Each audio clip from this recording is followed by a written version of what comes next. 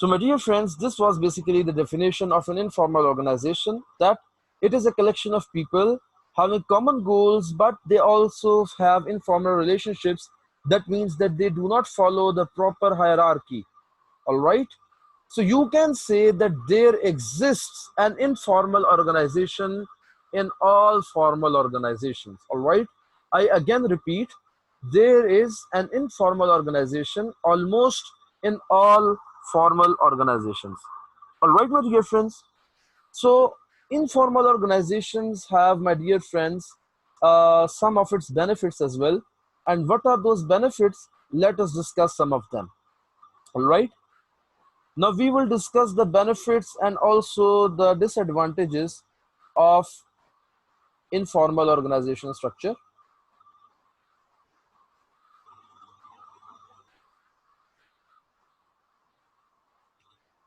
And side by side, we will also try to discuss about the opposites in the formal organization structure. First of all, my dear friends, the communication is very fast in an informal organization. What is the reason behind this? As I gave you guys an example earlier, that when you talk about an informal organization, so basically you're talking about peers. You're talking about all the people who are more or less on the similar level, on a same level. For example, the members of a team. All members of a team are perceived to be at the same level, and also they can be friends. So basically, what do you guys say? You guys, most of them are also working. So in the work environment, what happens that if you get a news from the senior manager, let's suppose, and this news is not public to anyone right now, but you know it through some channel or some reason, or maybe because you are related to that particular news. So you ultimately tell it to your friends directly without the needing to write an application to one of your superiors, allowing, asking him permission to disclose this information, or waiting for the official circular to arrive and basically informing the rest of the employees about that particular news or that particular information that you have. All right. What do? You simply go to your friend and tell him that information. Even if the friend is absent that day, what do? You just ring a call to him and tell him on phone that today this and this thing has happened in the office. Isn't it correct? So this is why the communication is very fast in an informal organization. Whereas if you talk about a formal organization, so basically the opposite is prevalent. The communication is very slow. Why is it slow? Because later on, when we will study more about the organizational structure, you will learn that there are different kinds of organizational structure, in which one of the structures is known as a bureaucratic structure. So what is a bureaucratic structure? Let me give you guys a little example. Just like the public organizations, if you guys have any experience with them, basically nothing can be done unless and until it is approved by the higher authorities. All right. So authority is, there is basically a long chain of command. A long chain of command, I'm just abbreviating it over here as long chain. You guys just understand that it means long chain of command. Okay, just let me write it down so that you guys have no confusion. Long chains of command, the authority is divided. At each step is divided. At each step, and basically people who are at a particular level of hierarchy, they are only authorized to perform things that they have authority to do. They cannot exceed their authority. All right. So this is why often there is a huge communication gap, or communication gap is basically not an appropriate word. There is basically slow communication because the channel is quite long. First of all, let us suppose that if you just follow the example of the accountancy firm that I gave you guys earlier, you guys saw that there was a huge channel as well. Let me just reshare that picture to you so that uh, it is easy to understand.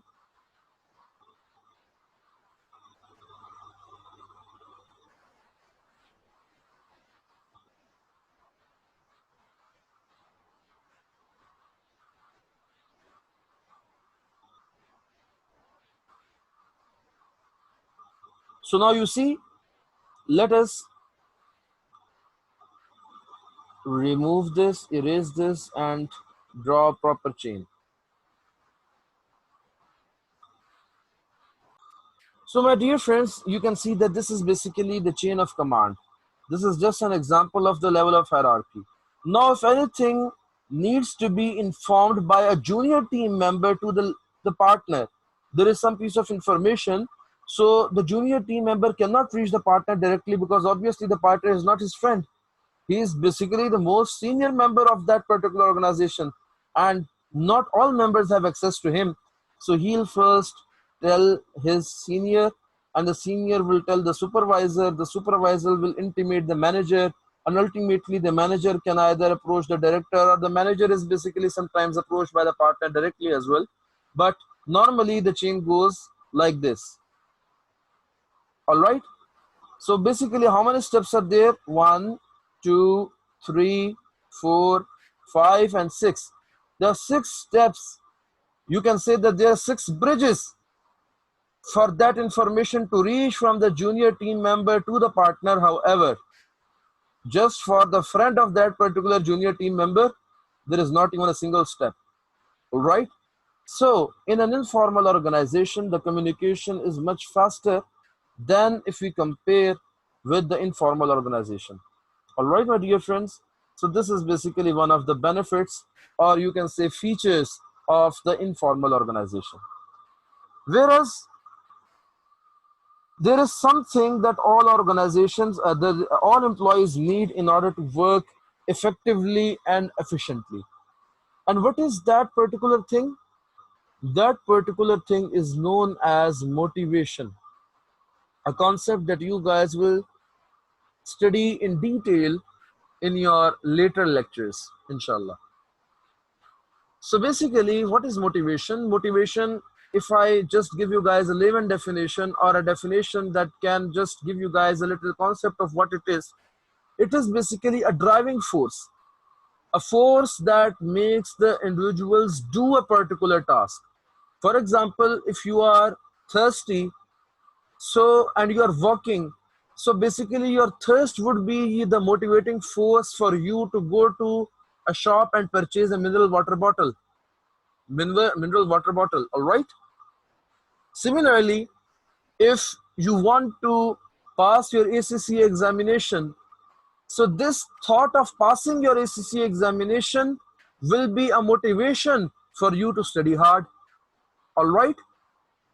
So basically, different theorists have presented their theories upon motivation, in which one of the theorists, one of the earlier theorists, or you can say the classical theorist, was basically Abraham Maslow. All right, his name was Abraham Maslow. Abraham Maslow presented a theory of motivation in the earlier times, and his theory became very popular and is known as the Maslow's theory of the hierarchy of needs. Hierarchy of needs. Now, what did he say in this particular theory? He said that basically there are 7 kinds of needs that individuals have, and these needs basically move from basic needs to advanced needs. All right? 2 of the needs are basically very important, and they need to be satisfied first before the other kind of needs can be satisfied. One of the needs is the need for freedom of expression, and the other important need is basically the freedom for learning and education. All right, these are the needs that must be fulfilled first, then come the other 5 needs, and these 5 needs can be arranged in the form of a hierarchy from basic to advanced. These needs are categorized as follows. Number 1, the basic needs. The basic needs are basically the need for food, clothing, and shelter. All right. Number 2, but before going to number 2, let me explain that according to Abraham Maslow, first of all, the basic needs should be met. Once the basic needs are met, then the other need becomes strong. And what is the other kind of need? Security need. People need to be safe from harm. That can either be physical harm or financial harm. All right. Once they are also secured, then they need people to interact with, social needs. All right. So basically, I'm not discussing this theory further because this is not our topic of discussion right now. The only thing that I wanted you guys to know and to divert your attention towards the particular thing was the social needs. And by social needs, we mean the need to interact with other individuals. Now, what would happen to you guys if you guys spend the rest of your lives all alone in solitude? Let's suppose alone on an island. What would happen to you?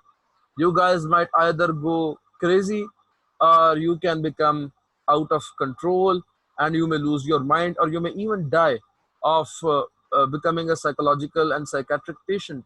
All right.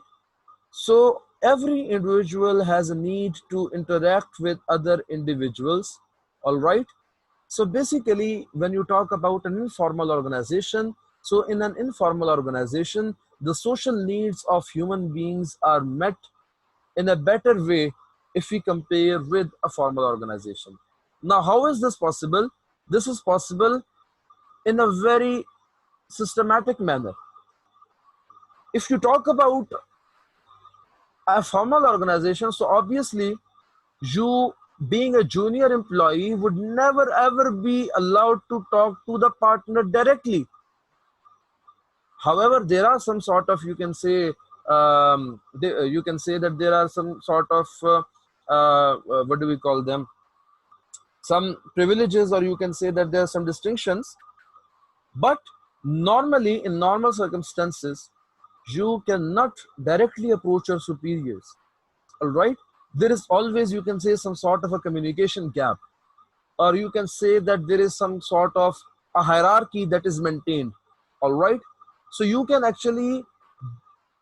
actually enjoy the social need, or your social needs cannot be satisfied even if you guys are sitting together, because there is no communication between you two. All right. So in an informal organization, since all the people who are in that organization, let's say the team in which there are Mr. A, Mr. B, and Mr. C in the production department, so they are basically sharing their experiences with one another. They are basically talking to one another. And you know, let's suppose that if any one of this team member is stressed, they can actually talk out this matter, and this can actually lead towards the reduction and stress of that particular team member. All right. So basically, the social needs are met in a better way in informal organizations rather than in formal organizations. Similarly, when an individual is motivated, what happens that basically the work becomes more efficient. So there is basically an improved efficiency in work that is observed in an informal organization. Or if you talk about an informal organization being present within a formal organization, so even then that department where informal organization exists will have more productivity and more efficiency in its work than the other departments where informal organization does not exist. All right. Similarly, my dear friends, there are some other advantages and benefits, and you can say features of an informal organization that you guys can easily read from your book or from the notes provided. I just want to discuss some of the disadvantages as well. Now, disadvantages mainly include two important things, and these things are basically related to one another as well. First of all, when there is friendship, when there is an informal organization, what happens? Normally, people forget to work at all. What do? They just waste their time, they just pass their time. And what happens in the end? That the tasks that were actually delegated to that particular informal organization, and by the informal organization, I am actually referring to the team that is actually formed into an informal organization. So the tasks that are delegated to them, they are at the end of the day still unperformed. So what happens? Obviously, this is basically an expense for the organization, a loss for the organization, all right? Because time is money, you know. Once it is wasted, it never comes back. So this is one of the disadvantages. And one of the other disadvantages is that sometimes there is, you know, that discussion between the employees, discussion between people. This discussion might also turn into gossip. And you know that gossip is mostly incorrect and false. So let's suppose if two employees talked about a third employee and they basically made a gossip about him or her, what happens that moral conflicts will establish between different employees. And what happens when moral conflicts arise? Obviously, there arise trust issues between the employees then, and also when there is loss of trust, what happens that basically people cannot work together and they cannot get along together anymore. All right. So in our today's lecture, what did we actually study?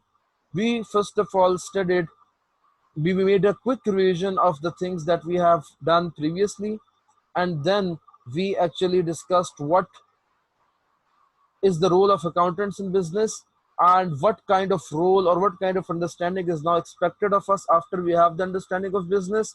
And then we studied basically the different kinds of organizations, and I told you guys that there are two kinds of organizations, a formal organization and an informal organization. And the difference between a formal and an informal organization structure is that in a formal organization, proper job descriptions are provided to the employees, and there is a system in place that actually checks whether the performance of the individuals is up to the mark or not. And also it ensures that there is proper division of labor between the employees. But if you talk about an informal organization, so basically no formal hierarchies are there. And basically, if you talk about an informal organization, so it is more flexible, much more flexible than a formal organization. So we'll meet tomorrow in our tomorrow's lecture. All right. So till then, I wish you good luck.